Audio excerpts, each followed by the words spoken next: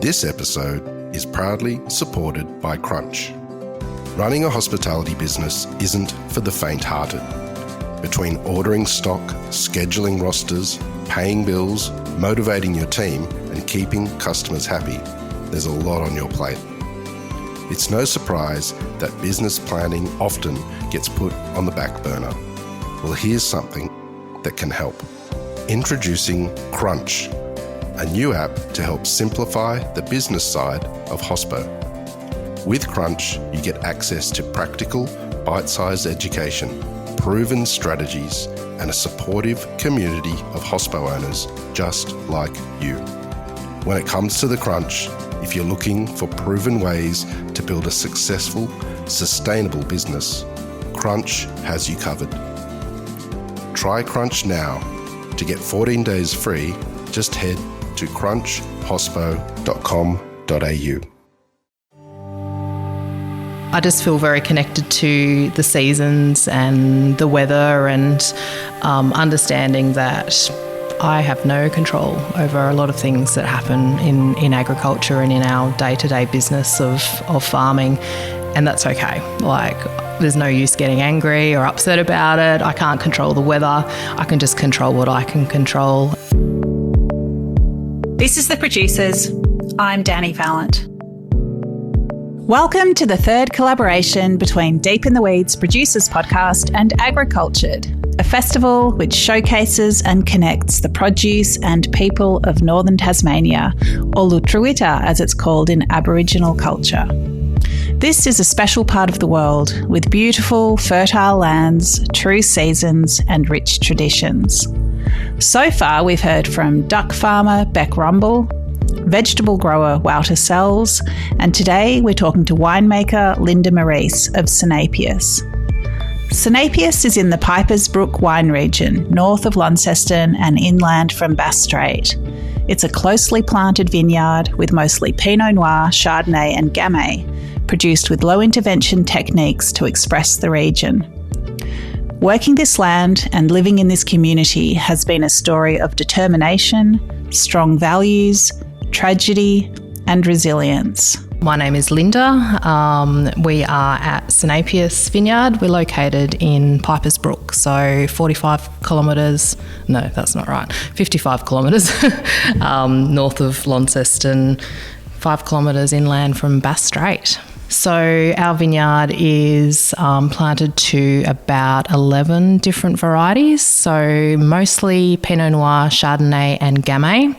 And we also grow Riesling, Gruner Veltliner, Pinot Gris, Pinot Blanc, Chardonnay Muscat and Ribolla Gialla. So we have a real mix of varieties here on the property. So back in 2005, my late husband Vaughan and myself, at the ripe old age of 23, decided that we'd go and buy a vineyard. We are both Tasmanian, born and bred from the northwest coast, past Stanley. But he had a lot of experience in wine and grape growing, and that was something he was very passionate about. So we decided after years of being on the mainland that we would come back and do our own thing. At the time we were in Margaret River, and we were just looking at options all the time for where we could do our own thing. Things were terribly expensive in Margaret River at the time, so we were just always drawn back to the idea of coming back to Tasmania, to where our families were. And we saw this little property. It used to be called Golders, and it had about 5 acres of Pinot Noir and Chardonnay.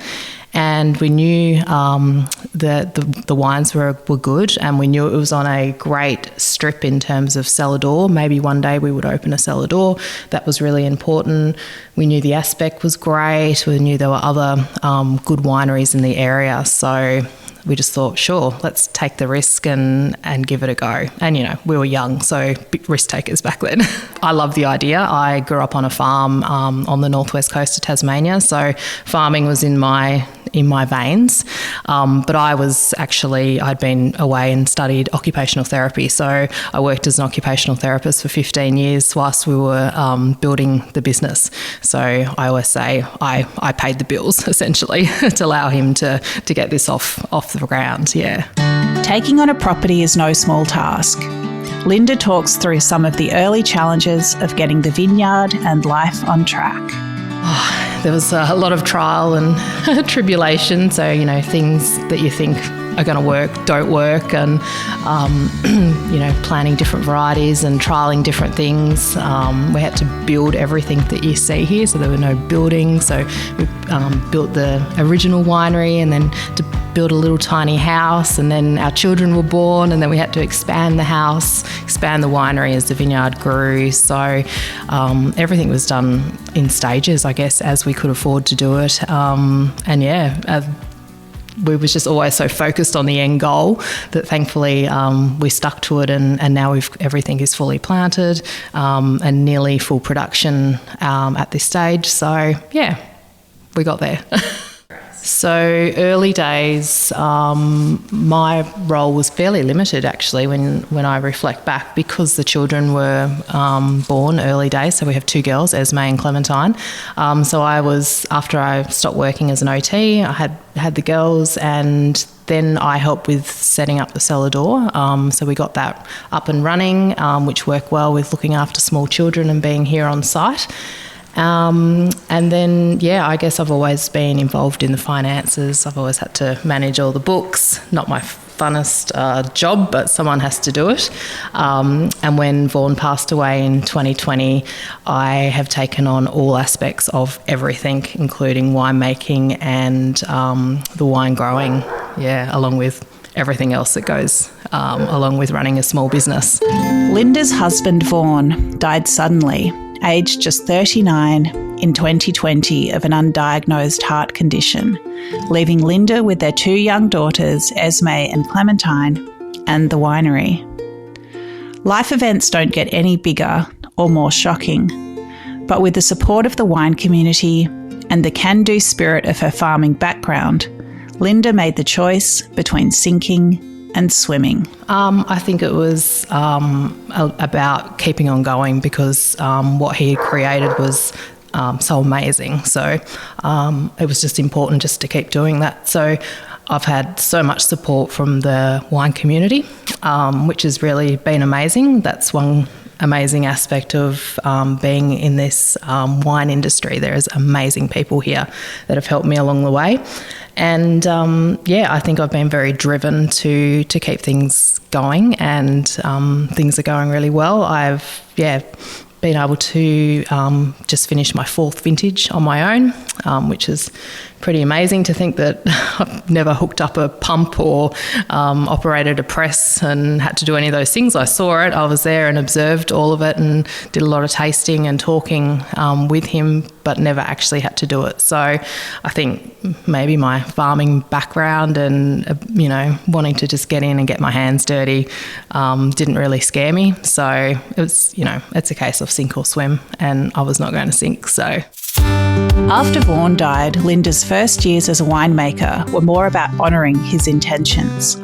But as time has passed, she's put her own stamp on Sinapius. Yeah, that's been interesting. I think the first few vintages, I was very set in, this is how he did it and this is how I'm going to do it. I just want to do it the same way. This vintage from 2024 was the first time that I felt that I was able to put my own touch on the wines, and maybe a little bit from the previous vintage as well. The 2023 Esme Gamay, which we're going to be having at the dinner at Grain of the Silos on Thursday night, is one wine where I can really see my hand in that wine. It has a more, I think, feminine touch.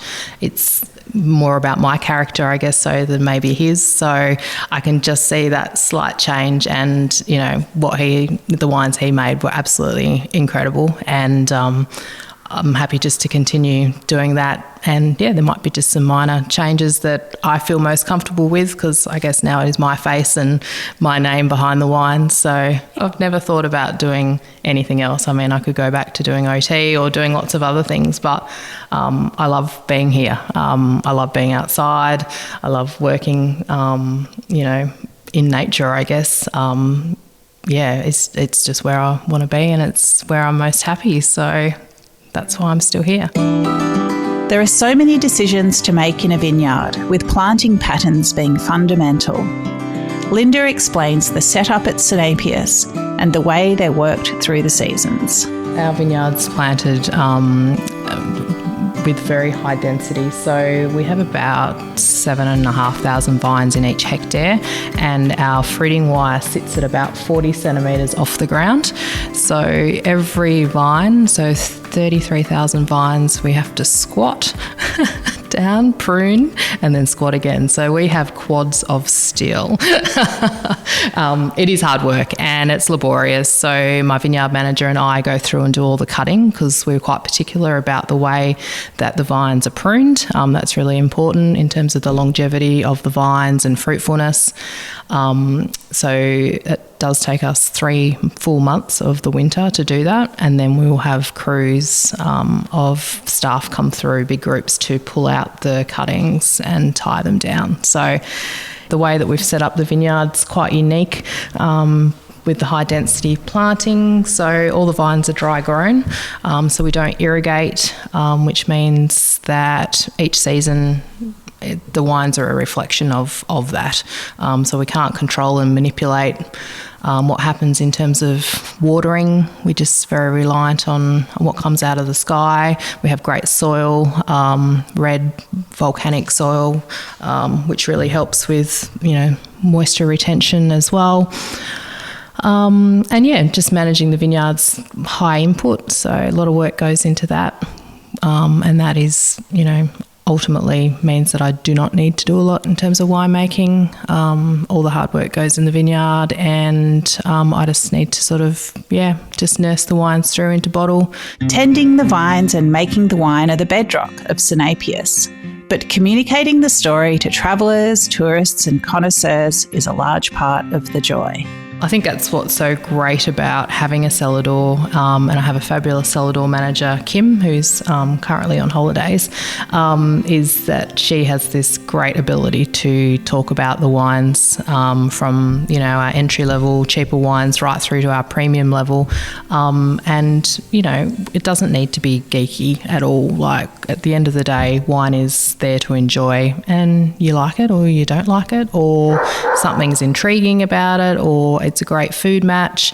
Like, you don't have to overcomplicate it. But if you want to, sure, we can talk all the geeky stuff as well. There is no end to the jobs at a vineyard and winery. Is there such a thing as a typical day for Linda? Well, if it's pruning, hopefully lots of sun and no wind, because that cuts right through the wind.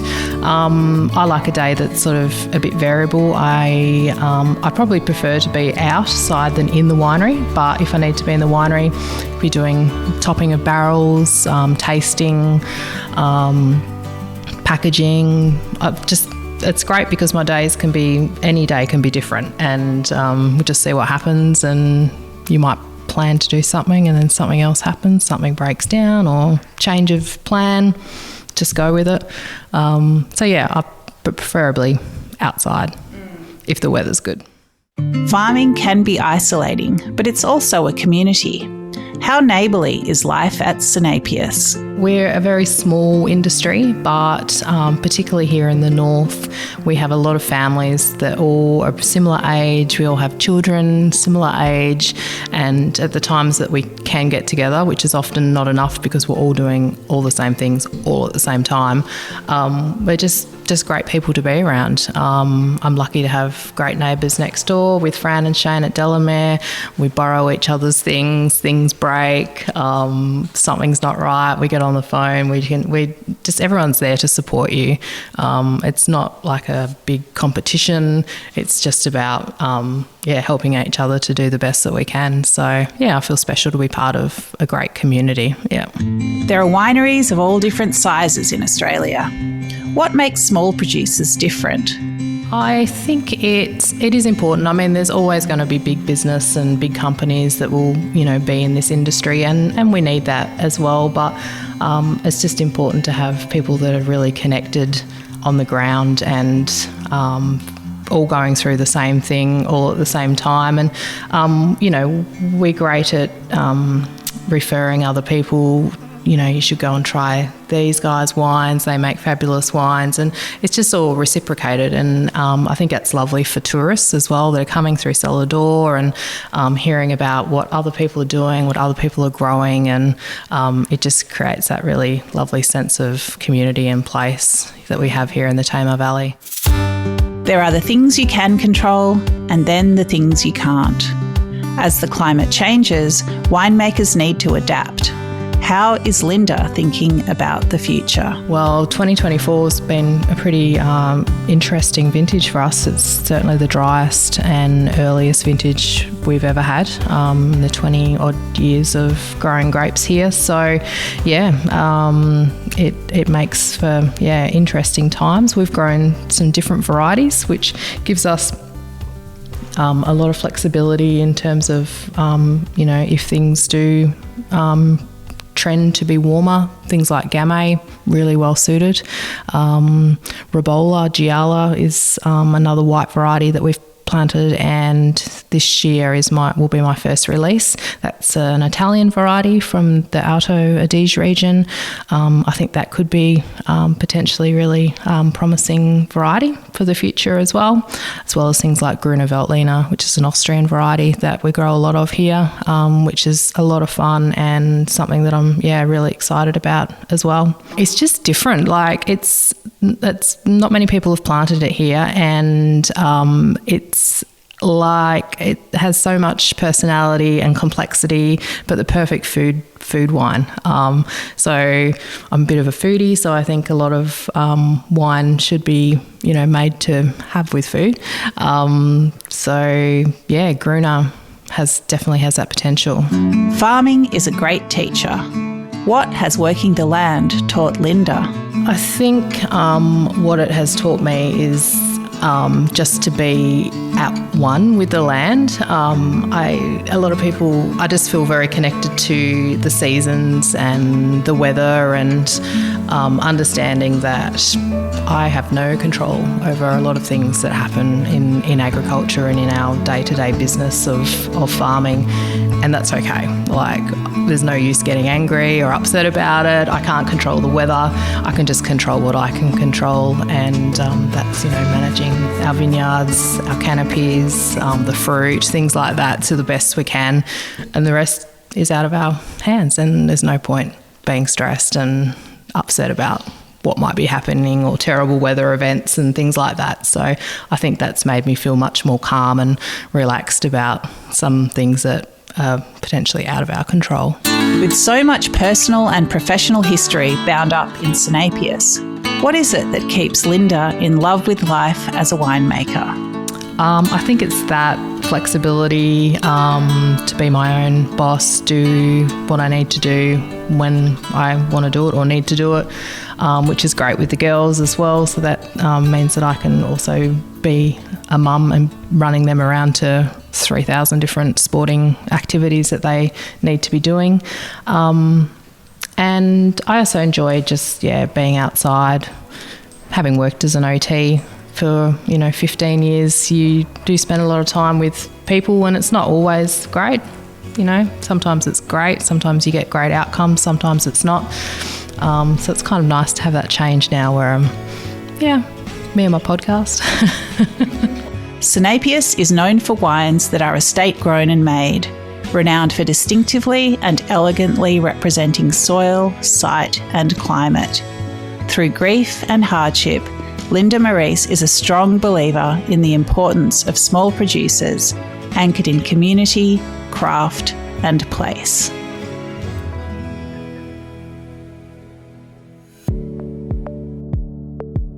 This is The Producers, a Deep in the Weeds production. I'm Danny Valent. Stay tuned as we talk to some of Australia's best farmers, makers and growers. Follow us on Instagram at Producers Podcast or contact us via deepintheweeds.com.au.